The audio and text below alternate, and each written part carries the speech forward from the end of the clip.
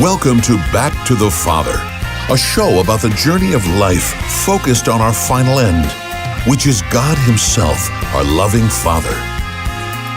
And now, here's your host, Dave Palmer. Oh, well, welcome everybody to Back to the Father. We didn't know we'd be here today, but we are, and we're glad that you're joining us as we talk about particular topics related to St. Thomas Aquinas and the Summa Theologia. It's a show that's been on for a year and a half or 2 years now, and I mentioned last week, I'm not sure about the future of the show, but here we are, and we have an interesting topic. We also have a surprise guest to introduce you to. Is she on camera yet? Not yet. Okay, not yet. All right. One guest that is not really a guest, but kind of a co-host that is not a surprise is Sissel Anderson. She's right over there. She's wearing something that is not a sombrero. It's a spring hat. Oh, it's actually not on quite right. Hang on. And all three of us are in green today because it's St. Patrick's Day. I'll talk a little bit more about that. In fact, I have St. Patrick trivia at the end of the program today. So glad you're with us. Welcome. And we're going to be talking today about St. Thomas Aquinas and his teaching on fasting. And the reason this kind of intrigued me is I'm thinking, you normally think of the Middle Ages, Christendom. I'm guessing, and you guys tell me if you think this is true, that you think like, man, I bet they were hardcore. I bet they were like fasting for 3 weeks and, know nothing and all that. You might be a little surprised. It was a little more lax than I expected from Aquinas as far as what they were doing with fasting back then. But interesting information about like why they were fasting from certain items. Like, for example, why do we fast from meat, eggs, milk? He said something about the hour that you can have your one meal. Okay, he's going to say there's one meal that's allowed. It's at a particular hour. Why that hour? Okay, very interesting. Let me introduce Carla Lacroix, who is a legend here at the Guadalupe Radio Network. For many reasons, she's been volunteering for probably about 12 years? Yes. 12 years for our station. And she's typically here on Fridays. She gets to listen. I dragged her in today because William Crookedahl is not able to join us because he is at a speech and debate tournament as we talked about last week. So Carla, about 15 minutes ago, was asked if she could fill in. And so, low expectations. You don't have to do a lot. Just, kind of help out with the trivia game. But thanks for joining us. Good to see you. Well, I'm very happy to be here today. It's always been interesting to me, so it's kind of good that I have a chance to participate. Yeah, it's kind of like, I used to listen to Casey Kasem's Top 40 Countdown for many years. And then one day when I moved out to Hollywood, I actually got to go to the studio of Casey Kasem's Top 40. I got to meet him. This is probably a stretch to compare this to Casey Kasem's Top 40, but it's kind of like you're there. I mean, you're in the studio where it all happens. And so this is Back to the Father. It's a very humble show. We don't have any people that actually watch us, but you're there, all right? Yes, absolutely. And Sissel's there, and Carla's here, and I am here. Mostly here. And I, so, it's kind of interesting to do fasting on St. Patrick's Day because it's a weird dynamic where, it's a Friday in Lent, but a lot of bishops will give a little bit of wiggle room today as far as do you have to stick to all the fasts and all that. And and I'm not judging anybody because I'm loosening up my fast today because of St. Patrick's Day. Will you do that? We had an email that said that Bishop Burns released us from the fasting today. Mm-hmm. And so did the fourth. Yeah. So that was kind of interesting. It shows you the influence of a particular feast day and how much people, the entire culture, whether they're Catholic or not, have kind of grabbed onto this day. Yes. And made it a day of celebration. And, for everybody who thinks that the Catholic Church is stuffy and it's all about no. Well, today, this day is brought to you by the Catholic Church, on a day where you go out and have a green beer or two or a Guinness. And so anyways. Wait, is there actually green beer? Oh yeah, you've never had a green beer? No, I'm not. No. They it's with dye. Oh, okay. Well, Yeah. I don't really. I'm not a beer drinker. Besides, like the Guinness that I drink one day a year on St. Patrick's Day. More of a whiskey. Like person. today. Like today. Today's the one day. We have a tradition here at the office. I bring do. in a 6-pack of Guinness, and we each have one. So. Yeah, it's a good tradition. Okay. All right. So, I have some St. Patrick trivia at the end of the show, but it's really interesting. And so I'm very interested in getting into this. And if you are out there in social media land, on Everyone's YouTube, probably not here because they're like, you weren't supposed to come back. Yeah, I know. We weren't supposed to come back. But there are a few people watching. If you want to tell us where you are or who you are or, anything like that, just feel free to chime in. And this is, I guarantee you that there's going to be something about these teachings on fasting from St. Thomas Aquinas that you'll find interesting.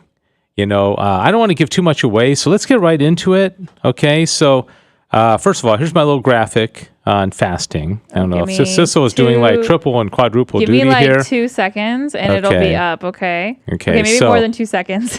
Yeah, so St. Patrick's Day, again, Friday in Lent. I remember going to a big event a number of years ago, and it landed on a Friday in Lent, and the bishop was there, and he got up, and he said, "Oh, that's okay, you can go ahead and have meat today." And I kind of felt guilty, but that's kind of a weird thing, because he's the bishop, he's our shepherd, and we follow him, and, ideally, if he says it's okay, then it should be okay, and so it's lifted, it's dispensed. But I think that night, because I was just a little bit, rigid, I didn't eat meat, even though he gave me a dispensation. What do you think about that? Oh, who are you asking in particular? Anybody who wants to talk. I wonder about me because I'm in this for health reasons. And I'm one of those lucky people that has full-blown active gout. Mm-hmm. And so meat to me isn't a big thing anymore. Yeah, I kind of abstain a lot of the time. For me, it would be nice if somebody would say, "Hey, you can have all the meat you want today." Right, yeah. I remember, on a Friday in Lent, going out to like the restaurant here in North Texas called Papados, and you have crab, seafood. And you can have lobster, and you can have oysters, and I'm like, is this really sacrificial? I mean, seriously? I think things have changed a little bit. If you're a person who likes seafood, the fasting isn't too bad for you, because then a lot of people go out and have whatever fish or seafood they really like. But the reasons that St. Thomas Aquinas is going to give of why, okay, I'll give it away. He's going to say it's meat, it's eggs, and it's dairy. Okay, but why those things? Okay, his explanation is really interesting. Okay, I promise you. Hang around. Wow. Okay, he's promising. I got the graphic up, the PowerPoint up. Okay, you got that up. Okay, it's very fascinating. So, all right, here's a quick picture of St. Patrick. Okay, I remember in the early days of Catholic radio, even before Guadalupe Radio, we had an apostolate called Radio Xavier. Mm-hmm. And interestingly, the lady who I co-hosted the show with back then was in our studio today, Suzette Chidis. And we had this Sunday morning show. It was Radio Xavier, and, I was very fervent for the faith and all that. And when March 17th came around, we had this party, this celebration called a real St. Patrick's Day party. Okay, so I think, we still had beer, and, there's nothing wrong with that. But the whole event was really focused on St. Patrick and learning about him and celebrating him, praying for his intercession. And it was so cool. And I remember it was a day, probably, 16, 17 years ago, 14, and I kid you not, it was just raining like crazy. Like yesterday. I want to say 14 inches, but that seems like crazy high. But that is high. It was like the rainiest day I've ever experienced in my life. Mm-hmm. And we packed the place. There were so many people that were so excited to come to this event. It was just amazing. Wow. Anyway, that was fun. But it was a real St. Patrick's Day party. We had an Irish band. I remember the future Bishop Mark Seitz, who's now the Bishop of El Paso, came out and he sang Danny Boy. Oh. And he was a priest at the time. Well, he's still a priest, but he was just a priest. I don't mean that in air quotes, but anyway, so that was just great thing. So we honor St. Patrick. We ask for an intercession, and we have a little fun today talking about fasting. Okay, so all right. So the first question that we're gonna kind of pose here, based on the teachings of the Summa Theologia, is whether fasting is an act of virtue.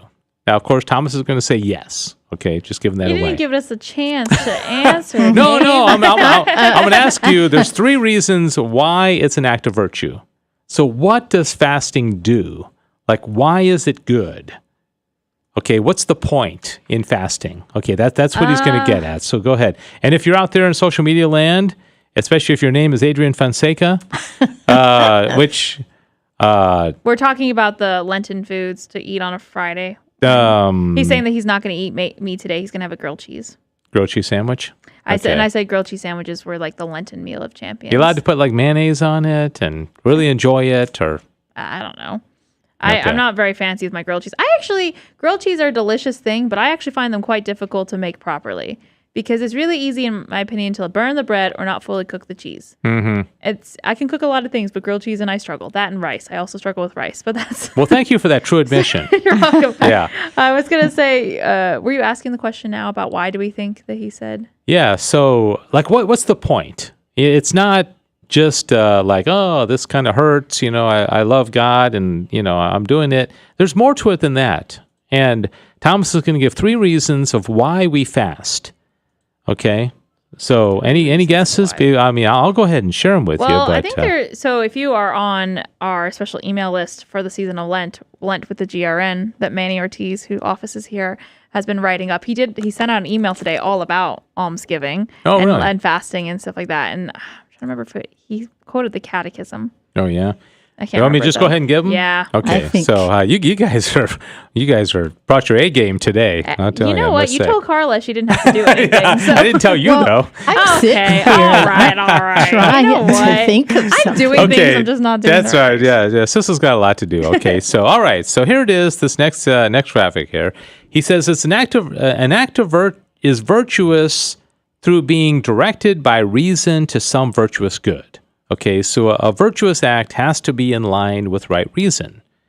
Okay, now this is consistent with fasting because fasting is practiced for a 3-fold purpose. The first, in order to bridle the lusts of the flesh. Wherefore the apostle, St. Paul says, in fasting in chastity, since fasting is the guardian of chastity, for according to Jerome, Venus is cold when Ceres and Bacchus are not there. That is to say, lust is cooled by abstinence in meat and drink. So I guess the point here is that, let's say somebody, struggles with pornography or, sleeping too much or some desire of the flesh that they just can't quite get a hold of. If they're able to bridle their temptation to eat too much, it helps them be strengthened against other sins, right? Because if you can't bridle the desire of the palate, then you're probably not going to be able to control other parts as well. So it's a little mortification, but it has spiritual benefits because it redounds, I guess you could say, to other things. Secondly, we have recourse to fasting in order that the mind may arise more freely to the contemplation of heavenly things. Hence it is related of Daniel that he received a revelation from God after fasting for 3 weeks. Okay, so think about it. I mean, if you want to contemplate God, if you want to lift your mind to God, and all you're doing is thinking about like that belt buster at Dairy Queen, looking at you, Sissel. Whoa. Hold up here. Why am I the one being called out? No, I mean, hey, belt busters at Dairy Queen. I don't even know what a belt buster is. You never had a belt buster? What is it considered? Is that like their... It's a one big, of the yeah. burgers? Yeah, it's a big Oh, burger. Yeah, it's a big one. Okay, so the point is, I mean, if you want to focus on spiritual things, you have to kind of get your mind off the temporal things, right? If you're all thinking about is things that, like, man, I can't wait to watch that Cowboy game this weekend. It doesn't have to be just food. You can't get your mind on spiritual things. So you got to temper those. You got to control them, right? Okay. you fast a lot, Dave. Do you find that in your fasting that helps you in that way? Well, it's a great question. I find myself being kind of prideful with fasting, like, wow, I haven't eaten for a whole day, or like, does that mean I'm praying more?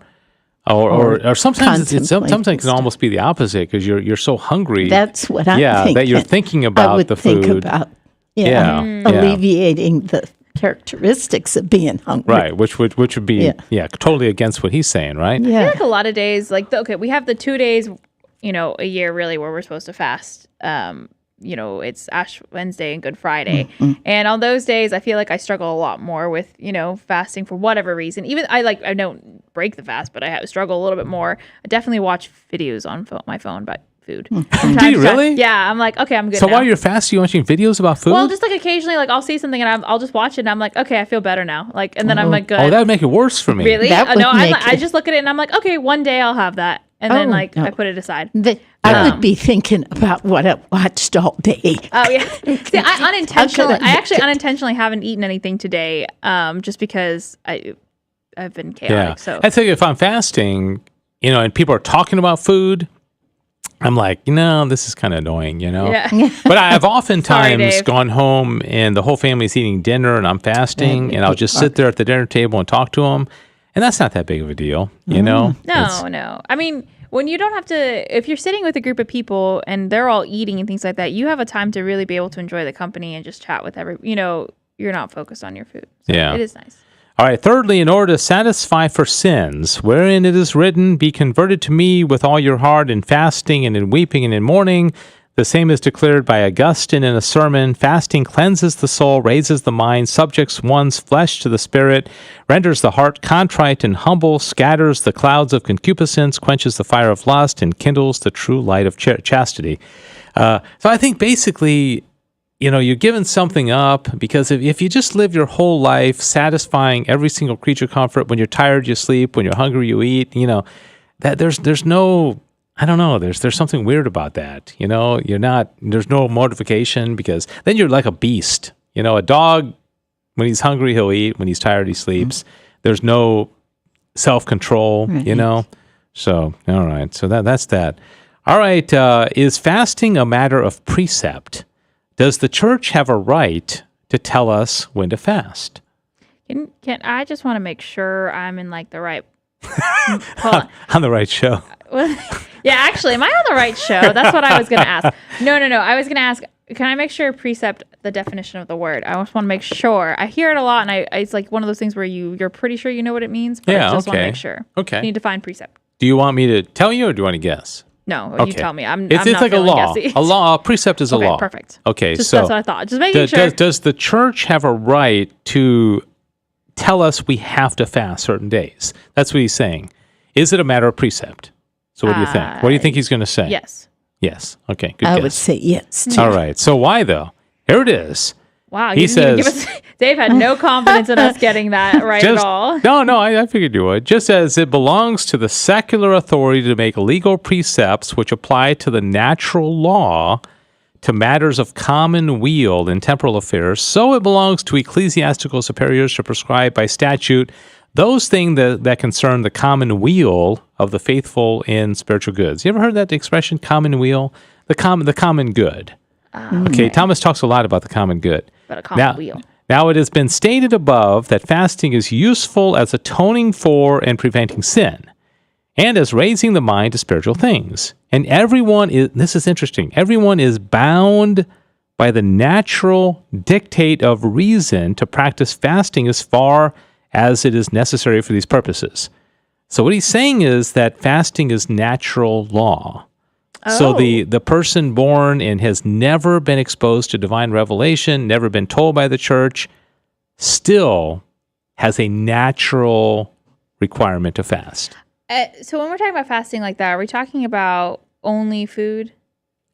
What else would you fast from? Well, I mean, I guess I'm trying to think from like the natural law standpoint. Because, okay, you could say someone who's never been introduced to God's law could just be, on an island, let's say, somewhere, and they, I guess, ate too many coconuts or something, and then they're like, I don't know.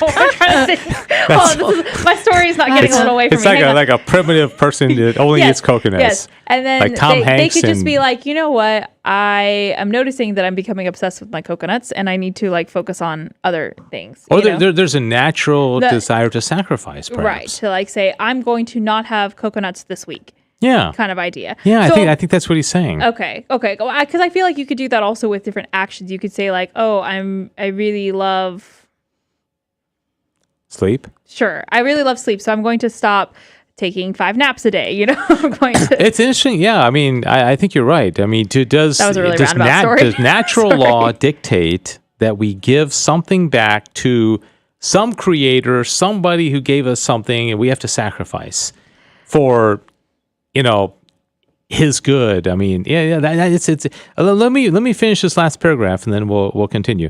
Okay. Wherefore, fasting in general is a matter of precept of the natural law. See that? I mean, listen. I mean, did anybody know that?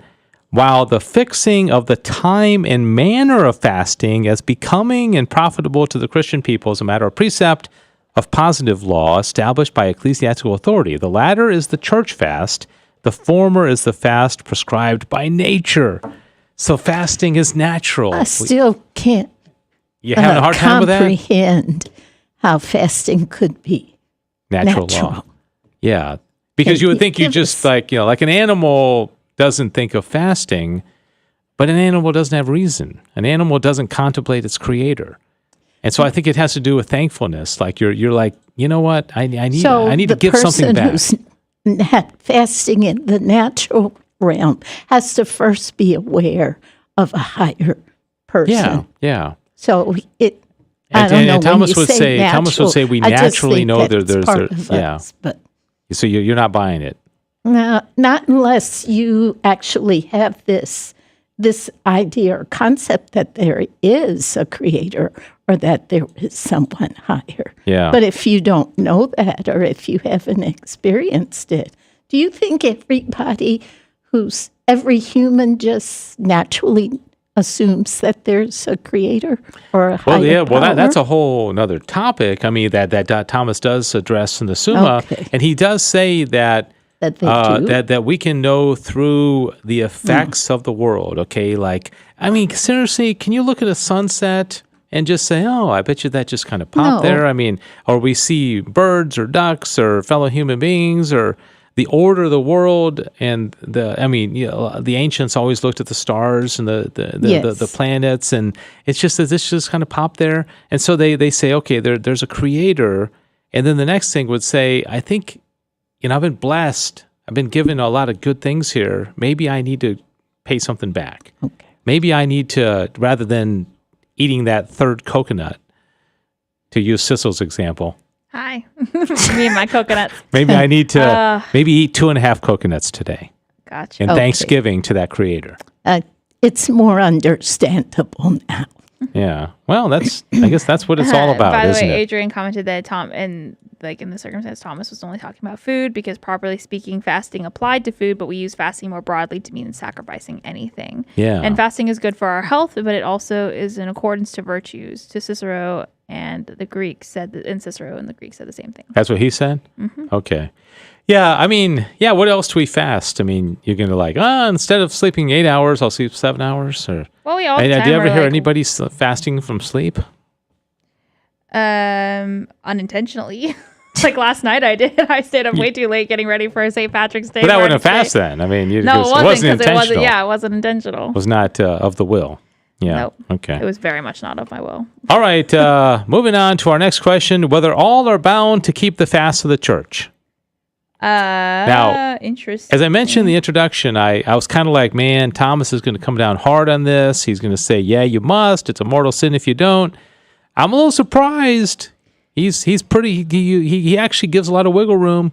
So when you're saying all, because like obviously today in the church there are certain things like before a certain age and after a certain age. Right. That's what I was So is he kind of talking about that sort of thing, or is that where he's being loose on, or? And also, I mean, what about non-Catholics? He says fast. And I think in some certain health circumstances where it wouldn't be good for. Yeah. So let me read what he says, and then maybe this will answer the question. Okay. As stated above, general precepts are framed according to the requirements of the many. Okay, wherefore, in making such precepts, the lawgiver considers what happens generally and for the most part, and he does not intend the precept to be binding on a person in whom some special reason there is something incompatible with observance of the precept. Okay, like nowadays, elderly people don't have to fast, right?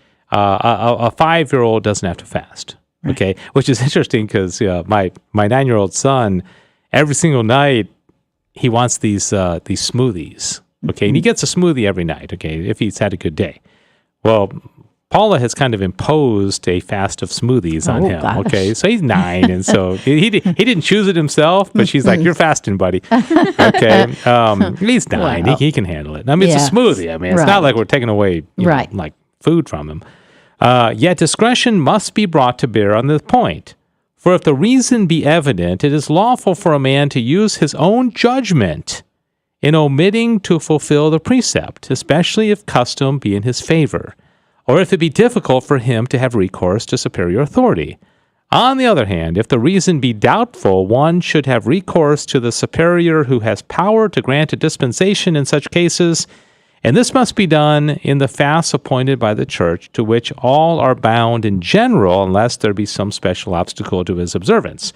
It almost sounds like this would be written in 2023. He's saying, if the bishop gives you a dispensation, you're fine. If there's some circumstance that you can't do it, you're sick. So saying like that, several bishops, giving a dispensation today on a day like today. Is that what he would say? Right. I mean, I think what I don't know that he's necessarily talking about like a general dispensation, but I think he's individual. Yeah, you go to him and you say, Bishop, I just had surgery the other day, and I'd like to be, dispensed from my obligation.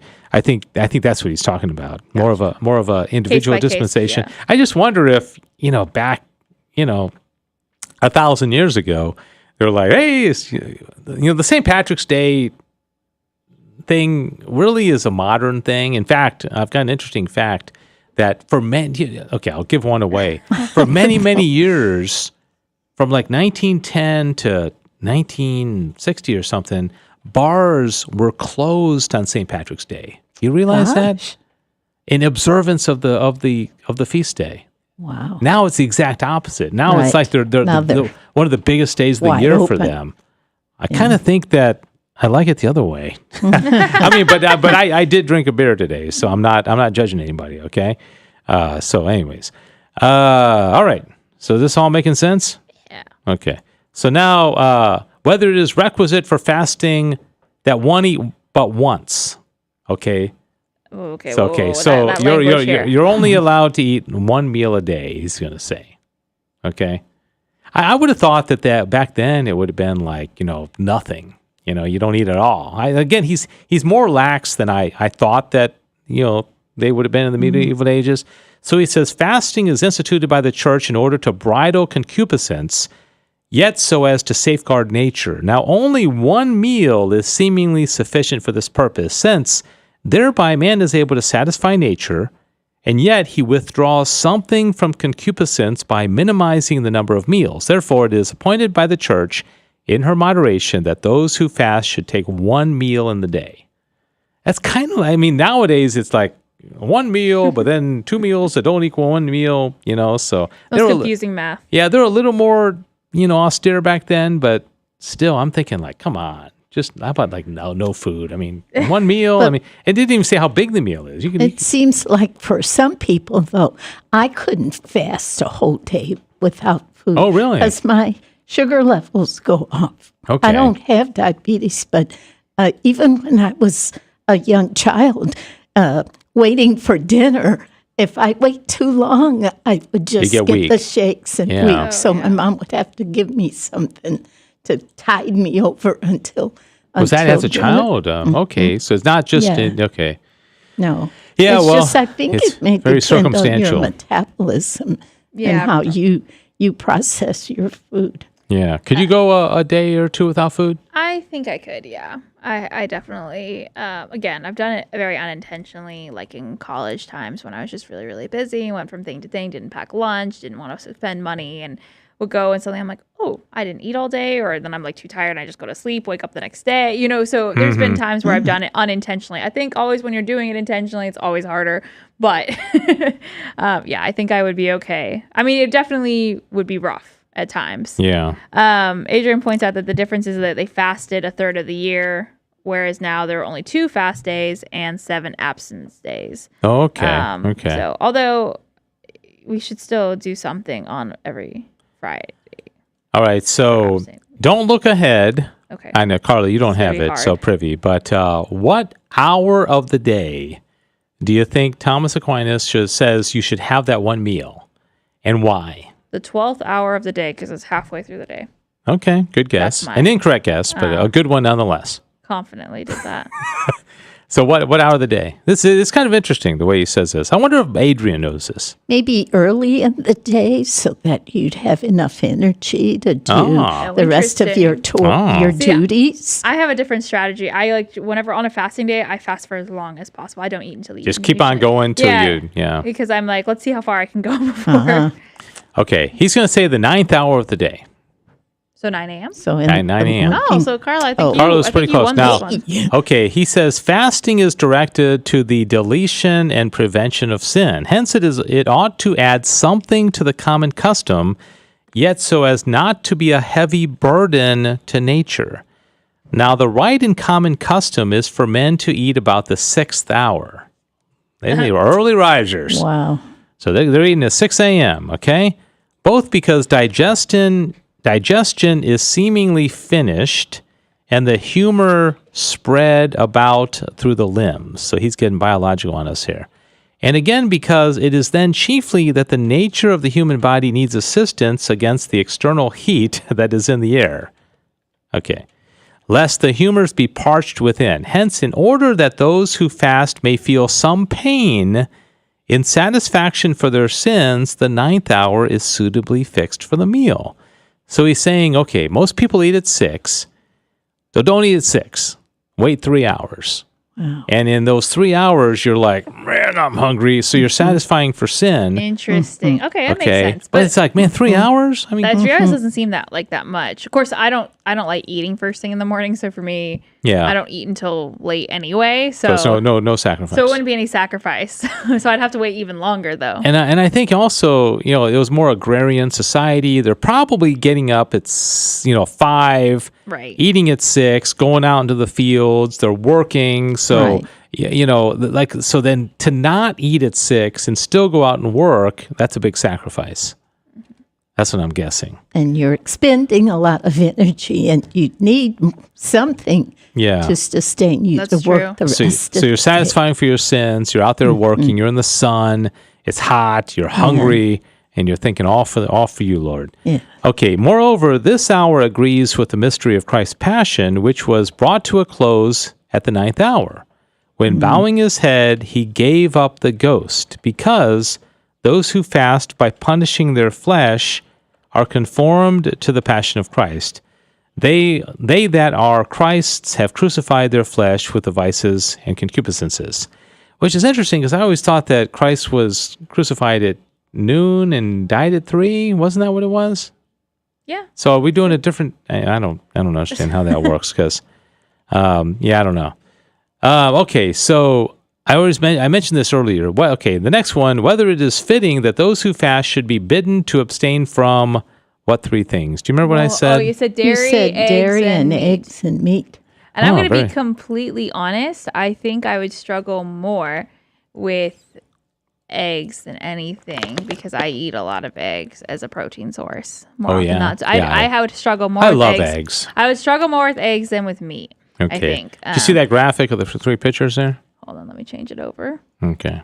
Well, did he pick those 3 because they were all strong protein sources? Well, I'm about to explain it. It's really, this is probably the most interesting explanation that of all these. Okay, so I'm just going to kind of read it slowly, and it's really fascinating what he says. Okay, so here it is. Okay, remember, this is meat, this is milk, and this is eggs. And he says, fasting was instituted by the church in order to bridle the concupiscences of the flesh. Okay, you all get that part, right? Yes. Which regard pleasure of touch in connection with food and sex. Wherefore the church forbade those who fast to partake of those foods which both afford most pleasure to the palate and besides are a great incentive to lust. So now he's saying that certain foods are an incentive to lust. So cheese and eggs. So why? Okay. Such are the flesh of animals that take their rest on the earth, and of those that breathe the air and their products, such as milk, and those that walk on the earth, and eggs from birds. For since such animals are more like man in body, they afford greater pleasure as food and greater nourishment to the human body, so that from their consumption there results a greater surplus available for seminal matter, which when abundant becomes a great incentive to lust. Hence the church has bidden those who fast to abstain especially from these foods. So he's tying in the desire of the palate with the desire, for sexuality, which I don't think anybody ever thinks that these days. No. I think he's using probably old science. I don't know, man. I don't know. Maybe there's some truth to that, but very interesting. That was super, super interesting. I was just thinking, I have a friend who has a lot of allergies. She can't have dairy, gluten, corn, or soy. So I feel like she can't have anything. That doesn't leave much for her to eat. And you get to Lent and you're like, oh, and by the way, take out meat too. Yeah. Yeah. Wow. Yeah. By the way, Adrian's saying he thought that the 9th hour was 3 p.m. 9th hour referring to the 9th office of which is like mid-afternoon So prayer. people then the 6th hour would be noon. And noon makes a little more sense for waiting for a midday meal kind of situation, So you're not talking about the first meal, you're talking about the second meal. So when you're fasting, you're going until 3 p.m., which makes sense because he said that's when our Lord bowed down his head. I've done a lot of fast. When I've intentionally fasted, I've done fast till 3. So that means the first hour would be 6 a.m.? He's not 100% though. The first hour would be 6 p.m., the 6 a.m. I mean, and then the 6th hour would be noon, and the 9th hour would be 3? Is that right? I mean, and then that's, I don't know. I don't know how that works. Me neither.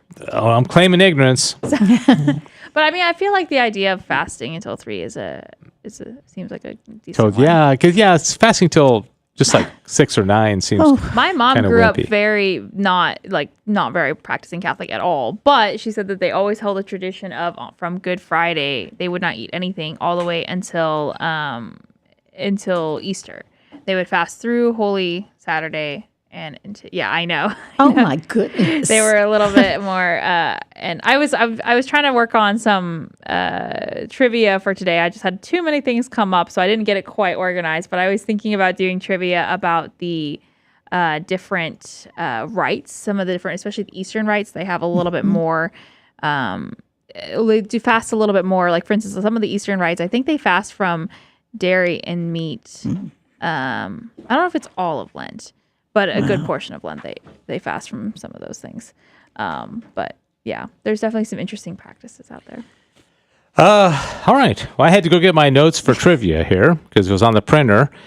But pretty interesting stuff, huh? It is very, very interesting. So Aquinas had some pretty fascinating stuff. And I don't know if there's any other comments from anybody out there watching in social media land. Thanks for joining us. We typically close out our show with some trivia. And normally we pit Sissel against William or me against William. And William normally loses. But what's it? So no pressure. So I make fun of the people that aren't here, okay? But no pressure on you, Carla. Oh. Okay, but you're going to be going against, because I don't think Sissel brought trivia today. I was just talking about that I was trying to come up with some of the interesting fasting traditions in different rites, but I just didn't get it together fast enough, so unfortunately. But that's all right. Are we ready? Yeah.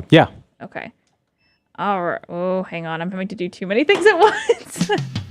All right, it's that time of the show where we give Dave Summa to think about, and he gives it right back.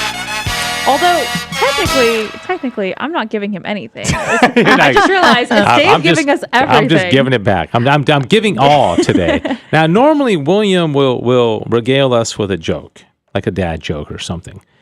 And I was trying to remember, because the other day, we were taking pictures for our website, and you had a dad book joke like on your phone. Yeah. Do you remember any of those? Some jokes. Because I was telling my daughter and her friend dad jokes last night, and I can't for the life of me remember what they were. But they were really good ones. We were trying to get Dave to laugh, like smile and laugh naturally for his picture. Mm-hmm. So Carla, it was all hands on deck. Carla was saying jokes to get him to laugh, and they were really I'm good. trying to remember the ones that I pulled up last night because they were, jokes are just, they like go, don't they? Would you like me to find a good, clean joke? Why don't you find a good, clean joke? I'll get this organized. I'm going to ask you all some questions, and the first person to get it right gets a point. Okay? Are you a competitive sort, Carla? Are you competitive? If I know the topic. Then you feel kind of competitive. I actually did do this week. I went to half of a trivia night. I was late. I went to half of a trivia night. I had a meeting at my church. That was all St. Patrick's Day themed. So I'm hoping I'll remember some of it. I wasn't there for all of it, though, so I bet some of the questions you're going to ask were there. Okay, so I'm going to go ahead and put a C and an S and keep score. Okay, so y'all ready? So first person to shout out the answer gets it right. Okay, and feel free to play at home if you'd like. Some of these are about St. Patrick, and some are more like Irish culture in general. Okay, so some of them are pretty light, and some of them I'm going to just say now I have absolutely no Irish blood in me. So okay, so making a few excuses there. Yep. Okay, I've got to do my usual disclaimer. According to folklore, what was a leprechaun's occupation? What did he's a shoemaker. Goodness. Okay, all right. That was one of the. I have the Didn't sound know that effects. one at all. And Sissel's really good at this stuff. I know Carla. she is. She rarely loses unless she's going against me. Wow, that was my little sound effect. Really late. All right. I forgot I was doing that. Which Irish actor starred in the 1962 Oscar-winning movie called Lawrence of Arabia? Sean O'Connor. I don't know. I have literally no idea. Oh, come on now. Lawrence of Arabia. Peter O'Toole. Oh. Come on, you old soul. I know. You I should know know that. this. Okay. Well, hold on. Let me give myself a. Yeah. Oh, I have too much. I have too many. All right. Whoever gets closest on this one, okay? Okay.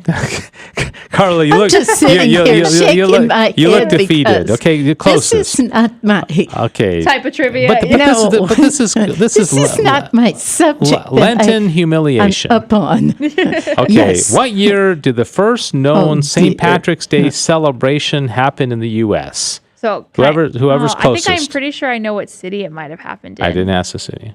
I'm sorry. So what year? 1789. Carla? 1853. 1600. I was close. All right, Carla's closer. No. Does it say where it was? Probably Boston, Okay. I'm guessing. I don't know. Doesn't say. Okay. Oftentimes, St. Patrick is seen, wearing green, but he actually was known to wear a different color. What was that? What was that color? Red. I'm just guessing. No. I have no idea. Take a wild guess. He was not pictured typically in blue. Yes, that is the color. Why? He was in blue. Okay. But is there a reason for that? All the artwork shows him wearing blue. Okay. Okay. But they don't say why. No. Someone just decided it was good in blue. That's intriguing to me. I so know. I'm going to do some more research. Yeah. And it might just been his favorite color. Like I typically wear blue because because I have blue eyes. And okay, I don't expect you to know Patrick's actual name, but it was Maven Sukkot. Oh my! Wow. I bet nobody knows that. His actual name, Maven Sukkot. By the way, Adrian got the blue. By the way. Oh, did he? Okay, so I'll take 1 point away from Sissel. Hey. And Adrian now has 1. So Sissel has Hold up a second. Sissel has 2. Adrian has 1. I just like a good competition. Okay.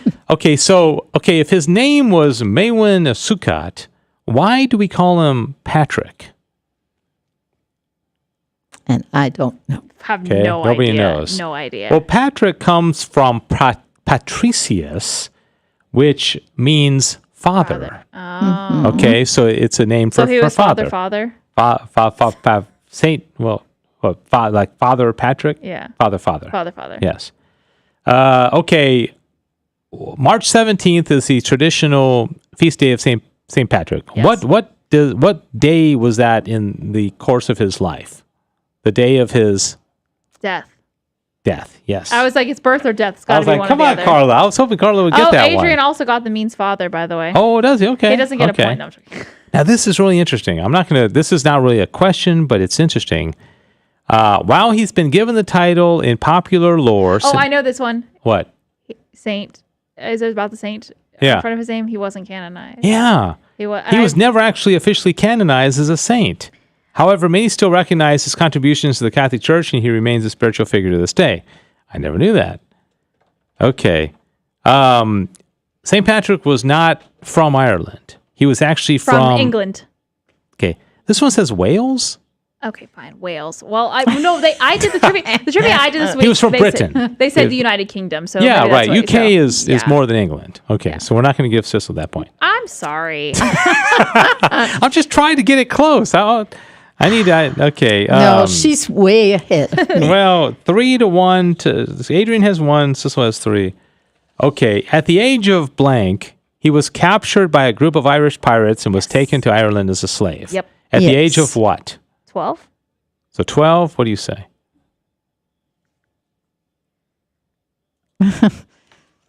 At the age 17. 16. Oh, All right. God, all I want is a good. I want to get to the last wanted to- question and have it to be okay. So You just wanted me to get Sissel at has least 3. one. Adrian has 1. Carla has. Okay, he tended sheep in Ireland for blank years before he escaped. For blank number of years. And I read that recently, and I don't Oh, remember. I'm impressed you even read it.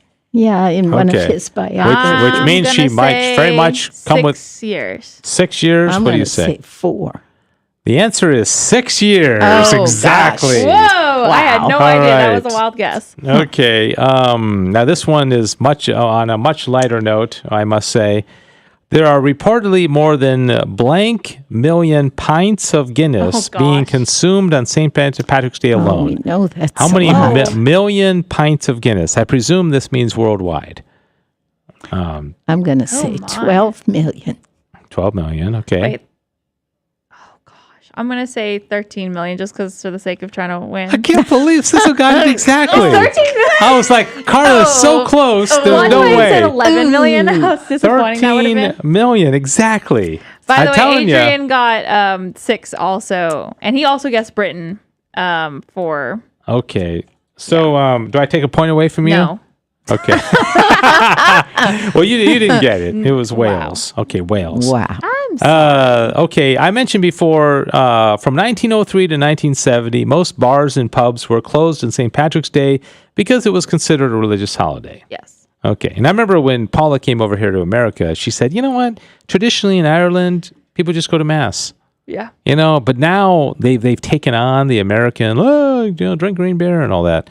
Okay, okay. Here's the final 2 questions to Okay. close out this illustrious broadcast. Okay. What is the national symbol of Ireland? And it's not a shamrock. Thanks for giving us that. Okay. What is the national symbol for Ireland? It's not a shamrock. And I don't know. Not a leprechaun either, huh? I didn't say that. What is it?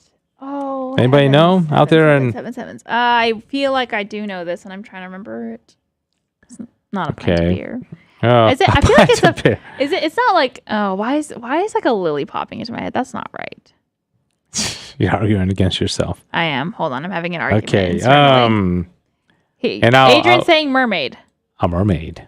That is not correct. It's a really interesting one, though. I hope you. Yeah. That might have been. It's an- Okay, it's something when I say it, you'll be, well, okay, yeah, that makes sense. Think about whenever you see like Ireland, you see this on Ireland, you know, it's a very common Horse. symbol for Ireland that you see a lot? Why am I blanking on everything right now? And it starts with an S. And then there's an H. Not a shamrock, though. Shamrock. I didn't say it was. You said No, it wasn't. Oh no, I'm a sorry, gosh, shamrock. I'm sorry. I'm sorry. I'm sorry. The shamrock is not what it is. I'm so sorry. Okay. I was feeling like gaslighting. No, I was like, Shamrock. my mind. You Okay, said no. it wasn't Okay, a shamrock. it's not a shamrock. Not a shamrock. Okay, Okay, start spelling it it's again. Okay, it starts with an H. And I'm like, I'm totally messing this up. I'm sorry. This is not my best moment in broadcasting. Okay, it starts with an H. Okay, next letter. Can I buy another letter? Please? H-A. A heart. H-A. No. What'd you say? No. Nope. Go with it. No. A heart. Wait. Wait. A heart? A what? No. Say it. I said heart, and that's not how you spell heart. No. I said H-A. That's why I didn't want to say anything more. Okay, H-A-R. H-A-R. A heart. A hardwood. There's only one more letter. A harp? A harp, yes. Oh my It's a harp. gosh. All right. So I'm going to give Carla Yes, please. 3 for that one, Nah. which means we have a 4-4 Oh, tie my word. going into the last one. Okay. He just wants tension. He's really like Okay. rigging the system over here. Okay, so here's the last one. Your odds of finding a 4-leaf clover It's not good. are 1 in what? Your odds of finding a 4-leaf clover, like 1 in 10 what? million. 10. Okay, so your answer is 10 million? What's your answer? I know it's pretty high. It's very Because they're high, mostly but- 3-leaf clovers, right? Right. Okay. It's hard to find. Okay, 1 in 10 million is 1 in 15 million. okay. It's 1 in 10,000. Oh. So 10 million is closer Gosh. than 15 million Yes, to the it answer. is. So all right. So my Sissel is goodness. Sissel is the won. rightful winner. I don't want to take that away from her. So she gets to. Do you want some really, really, really bad St. Patrick's Day jokes? Yes. Okay, Yes. perfect. I low expectations here, but yes. Okay, ready? Why did the leprechaun go outside? I have no idea. Don't know. To sit on his patio. What spelled like Patty. patty? Oh, okay. All Sorry. right. Okay. Why did the Irish it says the Irish drive all the snakes out of Ireland? St. Patrick drive all. Why? It was too far to walk. Oh, okay. These are grown-in jokes. Yeah, I know. That's what I said. Did you want some really, really bad ones? Hold on a second. Okay, here. This one's funny. How old are leprechauns? I don't know. So old that they can remember when rainbows were black and white. Yeah, that's good. good one. That's good. All right, there you go. That's All yours. right. That's a good one. Yeah, that's pretty good. All right, well, Carla, thanks so much for joining us on the show today. It was good to have you on. You did well. Nobody ever beats Sissel, so don't feel bad. Adrian guessed 1 in 759. By the way, chances. So he gets that point. He said he wins. I would Okay. like to. Yeah, I think, I would like to protest. Don't take away my crown. All right. Well, hey, we are not going to have a show next week because we have the spring share-a-thon going on. After that, only the good Lord knows. Okay. Oh, I thought you were going to say definitely you'd be back. No, I don't We know. absolutely have no idea. We Yeah, are back we have today. no idea. Unexpectedly, Okay. and we don't know. But then we'll be back to the Father if we do come back. Okay. It's like the back. We Okay. should call it It'll the back really of be back. back. Back to the Father. Back to the Father is back. I like that. That's got a ring to it. Okay. Then again, we never left. We just talk about leaving, right? We just talk about leaving to be dramatic, Yeah. and it gets more people Just to gets drive more in. people. You know, Yeah. clearly, See, you we can see, tricked Adrian you can to see come the back. 100 people are Yeah. watching I mean, now, think and about that's it. how we got so many people. To join us. They're just very curious. Yeah. All right. Well, have a great weekend, everybody. Happy and don't forget St. Joseph's Day in 2 days. Everybody Yes. forgets about St. Joseph. You know, he's even a greater saint than St. Patrick. He was the husband of the Blessed Mother. And so that's going to be on Sunday. So have a great Sunday and a great feast of St. Patrick and St. Joseph. God bless you. See you in maybe 2 weeks. We'll see. God bless you. Thanks for joining us for with the Father. And don't forget, the glory of God is the human person fully alive. If you have comments about the show, email Dave Palmer at grnonline.com.